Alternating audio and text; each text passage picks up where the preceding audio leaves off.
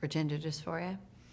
So yes, Ken Zucker sort of pioneered this in Canada, Watchful waiting, although it had been used for years. And this was a treatment for kids who are profoundly uncomfortable in their biological sex. Again, it was overwhelmingly boys.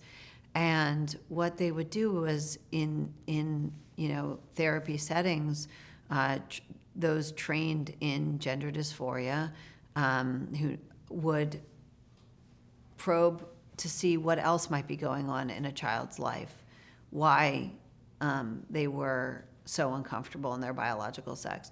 And sometimes there would be a story. Sometimes it was, my mom travels a lot for work. She only pays attention to me when I dress up in fancy dresses, or things of that nature.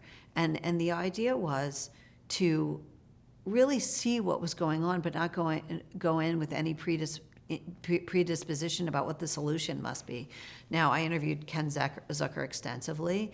He does and has prescribed puberty blockers when he deemed them appropriate, or he recommended, I should say, because he's not a physician, but he recommended puberty blockers when he felt it was appropriate.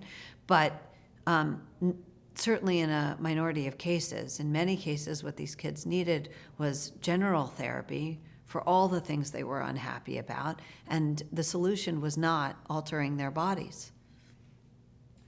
Yeah, that's what I was kind of trying to get at early on, that lots of times they're underlying issues that if you get more granular in your diagnosis, you can pull these ideas out and help people along rather than focus on the fad that it may be.